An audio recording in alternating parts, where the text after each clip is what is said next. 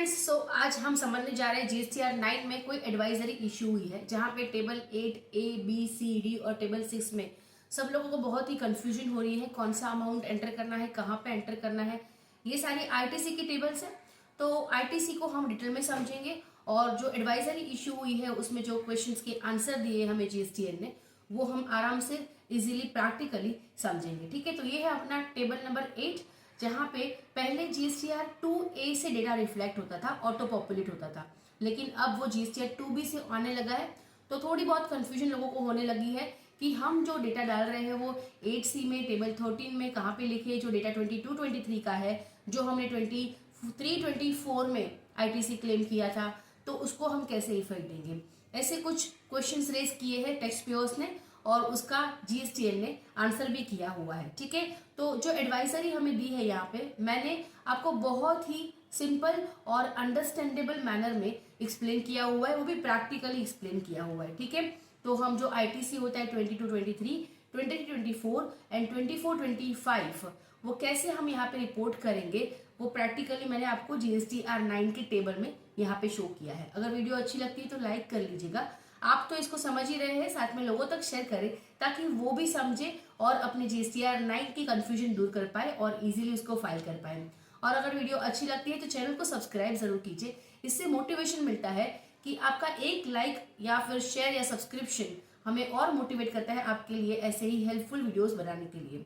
ठीक है, कोई क्वेरीज होगी तो आप मुझे कमेंट सेक्शन में पूछ सकते हैं या फिर मेरा टेलीग्राम ग्रुप ज्वाइन कर लीजिए जहाँ पे हम क्वेरीज डिस्कस करते रहते हैं। लिंक आपको डिस्क्रिप्शन में मिल जाएगी। ठीक है, तो साथ में मेरा जीएसटीआर 9 और 9C का डिटेल कोर्स भी है, उसकी लिंक भी आपको डिस्क्रिप्शन में मिल जाएगी जहाँ पे हमने पूरा डिटेल में समझा हुआ है जीएसटीआर 9 और 9C की हर एक table with the practical example with the use cases.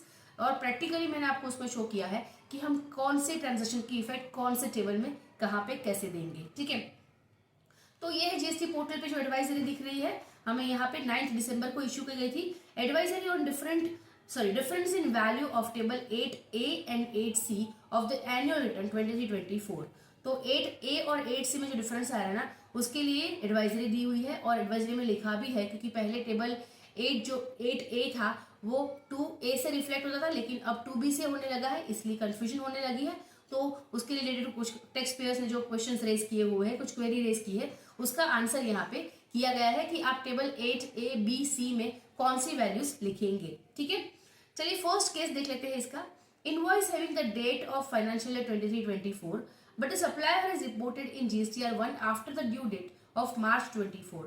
As a result, this amount is not auto-populated in table 8A of the GSTR 9 of the financial year 23-24 because it is the part of the next year's GSTR 2B. How to report such transaction? अब क्या होगा कि यहाँ पे query ये है कि जो हमारे सप्लायर है वो अगर अपना हमारा इनवॉइस उनके रिटर्न में अपलोड करेंगे R1 में, तभी जाके वो हमें अपने 2B में शो होता है और तभी जाके हम आईटीसी क्लेम कर सकते हैं। जो आईटीसी हमें 2B में शो नहीं हो रहा है वो आईटीसी तो हम क्लेम ही नहीं कर सकते। इसलिए अगर हमारे सप्लायर ने कोई 23-24 का इनवॉइस 23-24 में अपलोड किया ही नहीं था और उसने March 24 के बाद में मतलब नेक्स्ट ईयर में 24-25 में अगर फाइल किया है तो वो हमें अपने 24-25 के 2B में शो करेगा, लेकिन पिछले साल के जिसका हम जीएसटीआर 9 भर रहे हैं उसमें वो 2B में तो होगा ही नहीं। और क्योंकि वो 2B में नहीं होगा हमें टेबल 8A में भी शो नहीं होगा। राइट, यहाँ पे I will show you see, ये जो टेबल 8 है ना वो यहाँ पे दिखा रहा है कि 2B से रिफ्लेक्ट हो रहा है, तो यहाँ पे वही अमाउंट होगा जो 23-24 के 2B में शो हो रहा है। राइट, जो अमाउंट 23-24 का है लेकिन 23-24 के 2B में शो ही नहीं हो रहा है, नेक्स्ट ईयर के 2B में शो हो रहा है, वो तो यहाँ पे होगा ही नहीं। राइट, तो ऐसे केस में हम क्या करेंगे, जीएसटीआर 9 में इसकी कैसे इफेक्ट देंगे। तो यहाँ पे वही उसका सोल्यूशन दिया हुआ है कि tax payer shall report such ITC in table 8C and in table 13 as this is the ITC of 23-24। This is in line with the instruction to the table 8C and table 13 of the GSTR 9। तो जी table 8C और 13 में वही लिखा हुआ है कि आपका जो आईटीसी है करंट ईयर का, जो आपने नेक्स्ट ईयर में लिया है लेकिन है तो करंट ईयर का, तो वो आईटीसी आपको टेबल नंबर 8 और 13 में शो करना है, 8C में और 13 में शो करना है। 13 में भी हम वही आईटीसी दिखाते हैं जो है करंट ईयर का लेकिन उसको हमने नेक्स्ट ईयर में क्लेम किया है। राइट, तो वो वहां पे आ जाएगा, और 8C में भी हमें ये आईटीसी शो करना होगा। तो से फॉर एग्जांपल यहाँ पे जो IGST है वो 33,498.5, जिसमें से 10,000 का आईटीसी मुझे यहाँ पे शो नहीं हो रहा है, लेकिन मेरा करंट ईयर का है और वो नेक्स्ट ईयर की 2B में गया है, तो यहाँ पे मुझे सेपरेटली इसका 10,000 अमाउंट शो करना पड़ेगा, ठीक है। और टेबल नंबर 13 में भी आप इसको शो कर देंगे, ठीक है। तो ऐसे ही प्रैक्टिकल केसेस मैंने आपको मेरे कोर्स में सिखाया है, 20 से भी ज्यादा प्रैक्टिकल केसेस है। डिटेल कोर्स 9 और 9C पे है, आपको लिंक डिस्क्रिप्शन में मिल जाएगी अगर आप एनरोल करना चाहते हैं, ठीक है। सेकेंड केस ले लेते हैं। Invoice belong to 23-24 and ITC has been claimed in 23-24. Due to the payment not made to the supplier within 180 days, ITC was reversed in 23-24. मतलब हमने कोई इनवॉइस था 23-24 का, 2B में भी शो हो रहा था, लेकिन उसको हमने 180 डेज में पेमेंट नहीं किया, इसलिए उसी साल में उसको रिवर्स भी कर दिया था, ठीक है। Okay, and this ITC is reclaimed in the next financial year 24-25 after making the payment to supplier. Next year में पेमेंट किया हमने 24-25 में, और फिर हमने उसको रिक्लेम किया 24-25 के 3B में रिक्लेम किया होगा, राइट। तो ऐसे केस में हम इस ट्रांजेक्शन को कैसे रिपोर्ट करेंगे GSTR 9 में। तो बोला है कि इसके लिए आपको टेबल 6H में वैल्यू डालनी होगी। ऐसा ITC जो पिछले साल का है आपने रिवर्स कर दिया था और अब नेक्स्ट ईयर में रिक्लेम किया, तो उसको आप 6H में लिख दो, ठीक है। यहाँ पे टेबल 8C और 13 का कोई रेलेवेंस नहीं है, उसमें ये अमाउंट आपको नहीं डालना है, ये रिक्लेम्ड वाला ITC है, तो आपको 6H में दिखाना है, ठीक है। 37A जो रूल है ना अपना, जहाँ पे 180 डेज पेमेंट का रूल आता है, वो अगर होगा आपका, तो ऐसे केस में आप इस तरह से उसको 6H में शो करेंगे। यहाँ पे आप देख सकते हैं, amount of ITC reclaimed other than be above under the provisions of the act. यहाँ पे आपको वो ऐसा ITC दिखाना है जो आपने पिछले साल में ही क्लेम किया था, फिर रिवर्स कर दिया था, लेकिन अब रिक्लेम आप इस साल में कर रहे हो, मतलब नेक्स्ट ईयर में कर रहे हो, ठीक है। चलिए नेक्स्ट क्वेश्चन में बढ़ते हैं।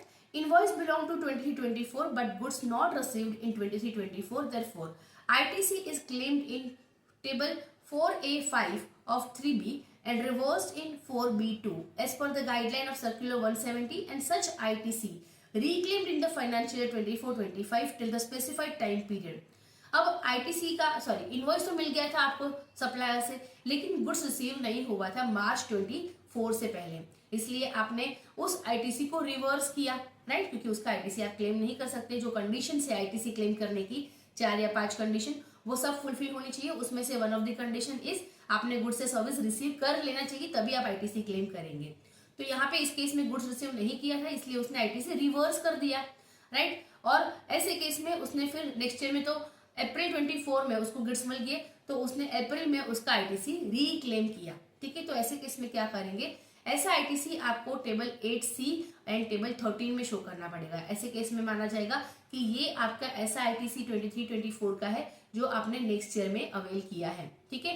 तो 8C और टेबल 13 यूज होगा इस केस में, जहां पे आपने गुड्स ही नेक्स्ट ईयर में रिसीव किए और इसीलिए आपने ITC रिक्लेम किया नेक्स्ट ईयर में। ओके, सो ये 3 केसेस हमने कवर किए। फोर्थ क्वेश्चन हम देख लेते हैं।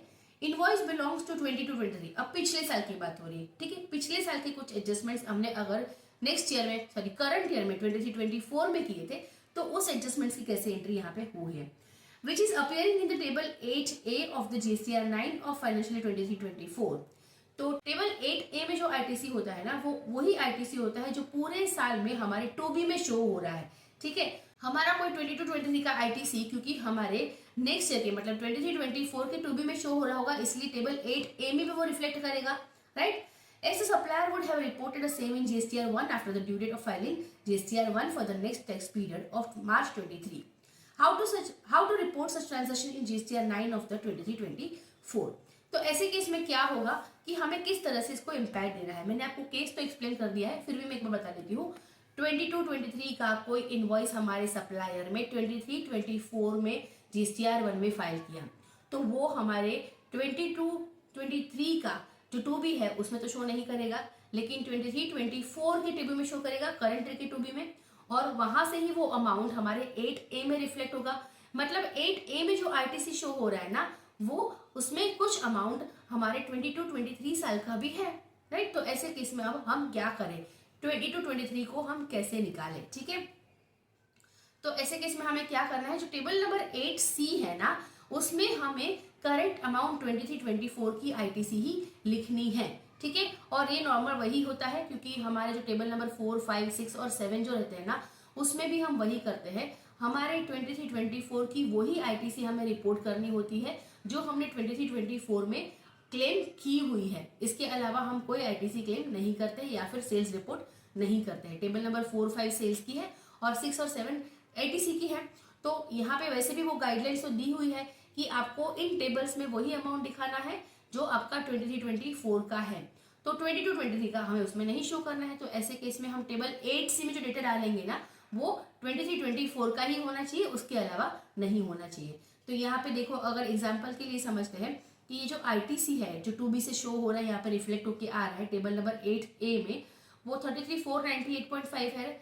इसमें समझो 10,000 22-23 का आईटीसी है, तो वो डेफिनेटली इसमें इंक्लूडेड होगा क्योंकि हमारे सप्लायर ने ही उसको 23-24 में फाइल किया। तो अब उसको क्या करेंगे, अब यहाँ पे नीचे दिखाया हुआ है सम टोटल ऑफ 6B और 6H, मतलब यहाँ पे जो आईटीसी ऑटो रिफ्लेक्ट होके आएगा ना, वो आपके टेबल नंबर 6 से आएगा। तो चलिए टेबल नंबर 6 भी देख लेते हैं। यहाँ पे टेबल नंबर 6 में आपका 3B से आईटीसी ऑटो पॉपुलेट हो रहा है और आपको नीचे ब्रेकअप देना होता है, राइट। तो यहाँ पे आप ब्रेकअप देंगे टेबल बी में कि इनवर्ड सप्लाई, मतलब नॉर्मल परचेज हम जो उसमें आपने ब्रेकअप दिया, तो वहां पे आप करंट ईयर का ही आईटीसी शो करेंगे। तो 10,000 इसमें से एक्सक्लूड करने के बाद 23,498.54 ही शो करेगा। और ये 23,498.54 होने के बाद 10,000 का आपको यहाँ पे डिफरेंस दिखेगा। देखो ये डिफरेंस है ना, वो 10,000 का यहाँ पे शो करेगा और वो डिफरेंस आपको यहाँ पे फिर बताना है 6M में कि any other ITC availed but not specified above. तो आपने यहाँ पे तो वो स्पेसिफाई नहीं किया ना कहीं पे, इसलिए आप उसको बता देंगे कि ये 10,000 हमारा ऐसा आईटीसी जो अबव स्पेसिफाई नहीं किया।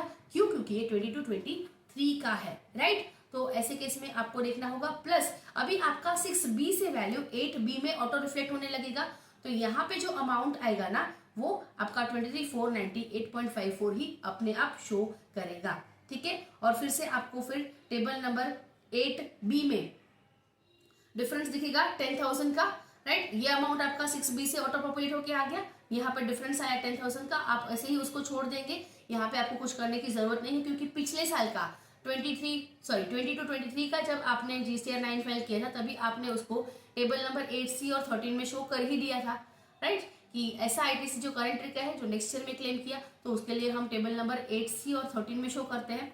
तो आपके पास उसका जस्टिफिकेशन ऑलरेडी है। इनकेस कुछ क्वेरी या नोटिस आ जाती है तो आप पिछले साल का GSTR 9 पे शो कर ही सकते हैं, राइट।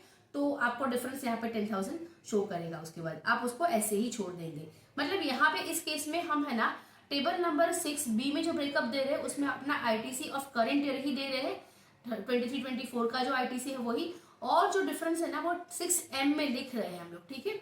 उसका दूसरा भी ऑप्शन है, ठीक है। अदर ऑप्शन ये भी हो सकता है कि टोटल जितना अमाउंट हमें 6A में शो हो रहा है ना, उतना ही 6B में डाल दो, मतलब इंक्लूडिंग प्रीवियस ईयर का आईटीसी जो 10,000 है ना प्रीवियस ईयर का, वो सेम अमाउंट हमने 6B में डाल दिया। तो अब 6A में टेबल नंबर 6A में तो कोई डिफरेंस आएगा नहीं, तो 6M यूज नहीं करना पड़ेगा, मतलब 6M में वो डिफरेंस दिखाना नहीं पड़ेगा, ठीक है। और 8B भी हमें टोटल 33,000 ही, मतलब सेम अमाउंट रिफ्लेक्ट करेगी जो 6B में शो हो रहा है, तो कोई डिफरेंस होगा ही नहीं।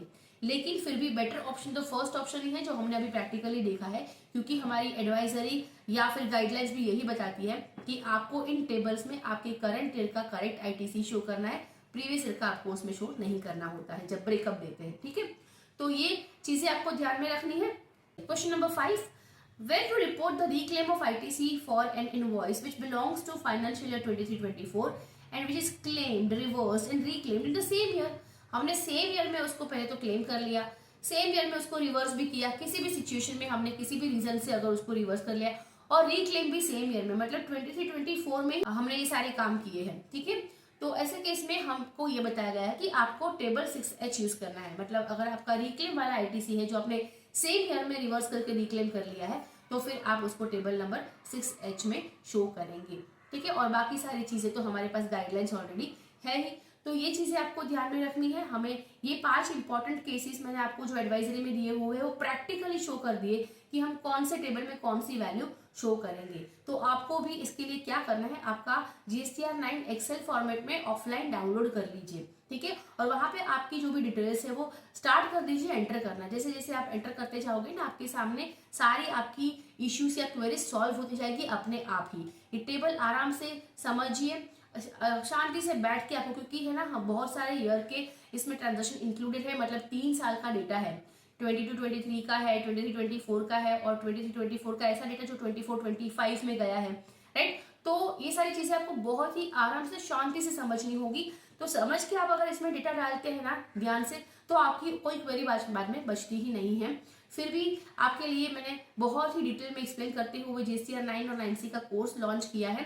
प्रैक्टिकल कोर्स है, प्रैक्टिकल एग्जाम्पल के साथ मैंने सारे यूज केसेस आपको दिखाए हैं कि कहाँ पे आप कौन सी इम्पैक्ट देंगे कौन से ट्रांजेक्शन में।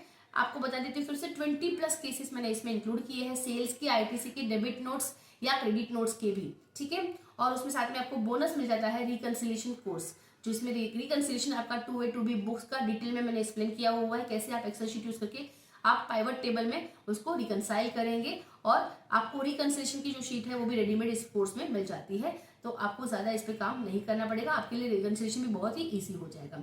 लिंक आपको डिस्क्रिप्शन में मिल जाएगी, उसको क्लिक कीजिए, कोर्स की पूरी डिटेल्स जानिए, और उसके बाद आप इसको रजिस्टर कीजिए, क्योंकि बहुत ही अफोर्डेबल प्राइस में आपको ये कोर्स मिल रहा है, ठीक है। अगर वीडियो अच्छी लगी तो लाइक शेयर जरूर कीजिएगा, कमेंट कीजिए। अगर कुछ क्वेरीज है तो मुझे टेलीग्राम ग्रुप पे या फिर कमेंट में पूछ लीजिए। ग्रुप की लिंक आपको डिस्क्रिप्शन में मिल जाएगी, और चैनल को सब्सक्राइब जरूर कीजिएगा। Thank you so much. आपके लिए मैंने रिसेंटली एक कोर्स लॉन्च किया है, फाइनलाइजेशन ऑफ अकाउंट्स, जहां पे अगर आपको बेसिक अकाउंटिंग पता है लेकिन आपको आपके सीनियर्स या बॉसेस फाइनलाइजेशन नहीं सिखाते, या फिर आपको क्लाइंट के लिए एक्यूरेटली अकाउंट्स फाइनलाइज करने हैं, तो मेरा ये कोर्स है जस्ट ₹199, जहां पे हम बहुत सारे ईयर एंड एडजस्टमेंट एंट्री सीखने वाले हैं। प्रैक्टिकली हम देखेंगे कि प्रोप्राइटरी फर्म, पार्टनरशिप फर्म और कंपनीज का अकाउंट्स फाइनलाइजेशन कैसे होता है, और प्रैक्टिकली जो एडजस्टमेंट में एंट्री हम करते हैं ईयर एंड पे, उसको बिगिनिंग में फिर से कैसे रिवर्स करी जाती है, सारी वर्किंग के साथ में, जहां पे पार्टनरशिप फर्म की जो रेम्यूनरेशन है पार्टनर्स की, उसकी वर्किंग भी इंक्लूडेड होगी, कंपनीज में डेफर्ड टैक्स की वर्किंग कैलकुलेशन और उसकी एंट्रीज, और साथ में टैक्स प्रोविजंस, वो सब कुछ हम कवर करने वाले हैं with the provision of income tax, TDS, GST and companies act. So ये कोर्स जस्ट ₹199 है, जहां पे आपको बोनस भी मिल जाता है 1 मंथ का व्हाट्सअप सपोर्ट, जिसमें आप अपनी फाइनलाइजेशन रिलेटेड क्वेरीज मुझे पूछ सकते हैं, और आपको विद इन 48 आवर्स उसका आंसर भी मिल जाएगा। दूसरा एक become a GST consultant webinar है मेरा, जो मोस्टली लाइव रहता है। तो जैसे ही आप मुझे कॉन्टेक्ट करेंगे, आपको अपकमिंग इवेंट के बारे में भी पता चल जाएगा, आप इससे रजिस्टर कर सकते हैं। जहां पे अगर आप कोई कंसल्टेंसी या टैक्स प्रैक्टिस स्टार्ट करना चाहते हैं, या फिर आप कहीं इंटरव्यू देके जॉब करना चाहते हैं और इजीली इंटरव्यू क्रैक करना चाहते हैं, तो ये मेरा वेबिनार आपको बहुत ही हेल्पफुल रहेगा, जहां पे हम GST के बहुत सारे कंसेप्ट कवर करने वाले हैं, बेसिक से लेकर एडवांस तक। और साथ में एज अ बोनस आपको कैसे क्लाइंट को अप्रोच करना है, कैसे उनको कन्वर्ट करना है, कितनी फीस कोट करनी है, कैसे उसको रिटेन करेंगे, उन सब की ट्रेनिंग प्रोवाइड कर दी जाएगी। और अगर इंटरव्यू देना चाहते हैं तो कैसे इंटरव्यू के लिए प्रिपेयर करेंगे, GST रिलेटेड ऐसे कौन से क्वेश्चंस आपको इंटरव्यू में पूछे जा सकते हैं, कैसे उसको आंसर करना है, वो सब भी ट्रेनिंग आपको एज अ बोनस प्रोवाइड कर दी जाएगी। और 1 मंथ का व्हाट्सअप सपोर्ट, जहां पे 1 मंथ में आप GST रिलेटेड क्वेरीज आपकी पूछ सकते हैं मुझे व्हाट्सअप पे, आपको विद इन 48 आवर्स उसका आंसर मिलेगा। और भी बोनसेस है जो आप स्क्रीन पे देख सकते हैं, जिसकी टोटल वैल्यू मोर देन 15,000 है, लेकिन ये वेबिनार जस्ट फॉर ₹199 है। सो एनरोल और रजिस्टर करने के लिए आप नीचे दी गई हुई लिंक में क्लिक कीजिए, मुझे मैसेज कीजिए, आपको कोर्स या वेबिनार की सारी डिटेल्स मिल जाएगी, और वहां से आप उसको एनरोल या रजिस्टर कर सकते हैं। Thank you so much.